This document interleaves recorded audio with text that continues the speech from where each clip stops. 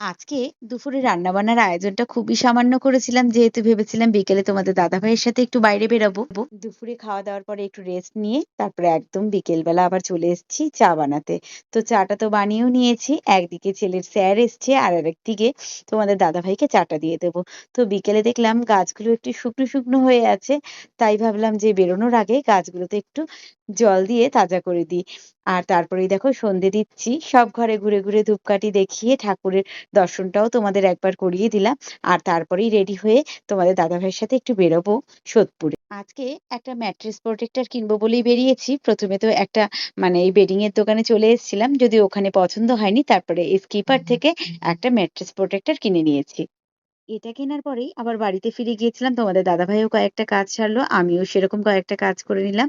তারপরেই আবার চলে এসেছিলাম সোদপুরে। সবটাই তোমাদের সাথে শেয়ার করব। তোমাদের দাদাভাইয়ের সাথে একটু বিকেলবেলা বেরিয়েছিলাম, মানে বিকেল তখন আর ছিল না, ছেলেদের স্যাররা যেহেতু পড়াতে এসেছিলো, তা স্যাররা পড়াতে মানে পড়িয়ে চলে যাওয়ার পরে তারপরে বেরিয়েছি। বেরোতে বেরোতে না সেই সন্ধ্যে 7টা নাগাদ হয়ে গেছে। মানে প্রথমে প্ল্যান ছিল একটু চা খেতে যাব ওই কলোনি হাই রোডের ওখানে, কিন্তু সেখানে গেছি অনেক দেরি হয়ে গেছে। তো মাঝে মাঝে তো আবার দোকান যেহেতু আমাদের ফার্নিচারের সবসময় খোলা থাকে, তো মাঝে মাঝে ফাঁকে ফাঁকে দোকানে এসেছি। আর দোকানে এসে প্রথমেই না আবার তোমাদের দাদাভাই একটু দোকানে ছিল, তারপরে আমি দশকর্মার দোকানে গিয়ে মানে কয়েকটা জিনিস কিনতে গিয়েছিলাম।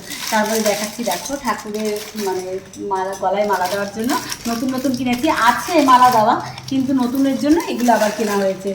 আর ওই দশকর্মার জিনিস আর কি দেখাবো, এর মধ্যে অনেক কিছুই আছে, শুধু মালাটাই তোমাদের সাথে শেয়ার করলাম। আর এই যে গণেশ ঠাকুরের গলায় একটা সুন্দর একটা ছোট্ট লাল কালারের মালা আনলাম, ছিল না। আর পুজো তো সামনেই চলে আসছে, এই জন্য ভাবলাম যে এক এক করে ঠাকুর ঘরটাকে সুন্দর করে ডেকোরেশন করে ফেলি। আর আমার না ঠাকুর ঘর বলো আর বাড়ি বলো সুন্দর করে সাজাতে ভীষণ ভালো লাগে। আর কালকে একবার সোদপুর থেকে চলে এসেছি, তারপরে আবার সোদপুরে গেছি। কালকে একটা মন্দিরে পুজো দিতে যাব, তো মায়ের জন্য একটা লাল কালারের ছাপার শাড়ি আনলাম। আর ছাপার শাড়িটা যখন আনতে গেছি দোকানে, তখন কিন্তু তোমাদের দাদাভাই বলছে যে একটু মাম্পি তুমি গিয়ে শাড়িটা নিয়ে আসো, আমি আর ঢুকবো না। হঠাৎ দেখি ও দোকানের মধ্যে ঢুকে গেছে, একটা শাড়ি মানে টানানো ছিল বাইরে থেকে, গাছের বাইরে থেকে দেখে ঢুকে গেছে। ঢুকে গিয়ে সেই শাড়িটা কিনে দিয়েছে জোর করে, আমি নিবই না, কিন্তু বললো না নাও, এটা তোমাকে খুব ভালো লাগবে। তো সেটা তো তোমাদের সাথে শেয়ার করবোই। আর সোদপুরে গিয়ে আর একটা কী কিনলাম বলো তো, ম্যাট্রেস কভার কিনলাম। ওই যে ম্যাট্রেস প্রোটেক্টর যেগুলোকে বলে সেগুলো, সেটাও চলো যখন পাঠবো সেটা তোমাদের সাথে শেয়ার করবো। তো থাক এগুলো ঠাকুরের জিনিস ঠাকুরের কাছেই থাকো, কালকে যখন মন্দিরে পুজো দিতে যাবো সব কিছু এখান থেকে গুছিয়ে ঠিকঠাক করে নিয়ে যাব। তাই জন্য না আগে মানে বাইরে থেকে ঘুরে এসে হাত পাটা ধুয়ে আগে ঠাকুরের জিনিসগুলো ঠাকুরের ঘরে রেখে দিয়ে গেলাম। এবার চলো ওই জিনিসটা দেখাই। আর এই ঘরের বেডটার জন্য আমি ম্যাট্রেস প্রোটেক্টরটা এনেছি। এই যে যখন মানে এটা লাগাবো তখন তো তোমাদেরকে দেখাবোই। আর যেই শাড়িটার কথা বলছিলাম সেটা হচ্ছে এটা। আমিও খুলে দেখিনি, প্যাকিং করে দিয়ে দিয়েছে, আমি না ধরেও দেখিনি শাড়িটা। তোমাদের দাদাভাই দেখেই কিনে নিয়েছি। দেখো তো কিরকম হয়েছে, ব্লাউজ পিসটা কিরকম আছে সেটাও আমার এখনো দেখা হয়নি। ও বলে এত পছন্দ হয়েছে। এটার মধ্যে একটা রেড কালার ছিল, কিন্তু তোমাদের দাদাভাই বললো যে রেড না, তুমি রেড দেখেও কোনো লাভ হবে না, আমি রেডটা নেবো না। তো কেমন হয়েছে তোমরা কিন্তু কমেন্টস করে জানিও। ব্লাউজ পিসটা কি আছে দেখি তো।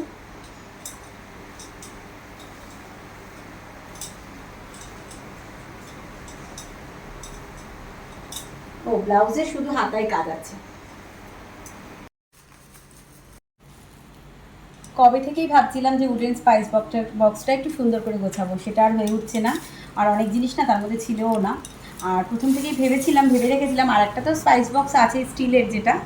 আর এটাই কিন্তু আমি ভেবেই রেখেছিলাম প্রথম থেকে, যেই জিনিসগুলো স্পাইসগুলো রোজ লাগে না সেগুলো রাখবো। যেমন এখানে একটু বড় এলাচ রাখলাম, আর দেখো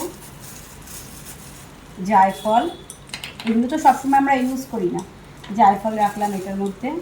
আর এটার মধ্যে একটু জয়িত্রী রাখছি, তারপরে এখানে একটু সাজিরা দিয়ে দিচ্ছি।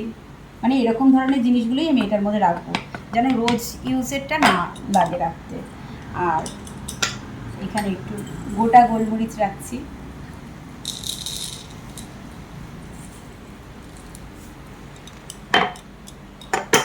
আর এখানে লবঙ্গ দিচ্ছি।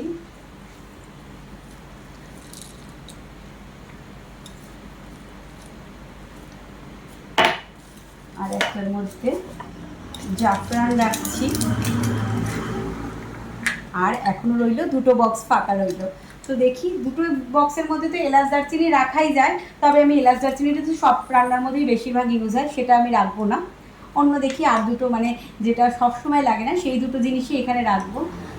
অনেক দিন ধরেই ভাবছি যে এই কাজটা করব আর করা হয়ে উঠছে না। আজকে যেহেতু সকালে চিকেনটা যে বানিয়েছিলাম, চিকেনটা রয়ে গেছে, আর রাতে না যখন বেরিয়েছিলাম তখন রুমালি রুটি নিয়েছিলাম রাতের খাবার জন্য, তাই রুটি করার ঝামেলাও নেই, কোনো ঝামেলা নেই। তাই জন্য ভাবলাম তো আজকে এটা বক্সটাও গুছিয়ে ফেলি আর সেটা তোমাদের সাথে শেয়ারও করে ফেলি। তবে ভিডিওটা কিন্তু আর বড় করছি না, আজকের ভিডিওটা তাহলে এই পর্যন্তই। আবার দেখা হচ্ছে পরের কোনো একটা ভিডিওর সাথে। আমার এই ভিডিওগুলো যদি তোমাদের ভালো লেগে থাকে তবে অবশ্যই একটা লাইক করো, পারলে শেয়ার করে দিও। সবাই খুব খুব খুব ভালো থেকো আর সুস্থ থেকো।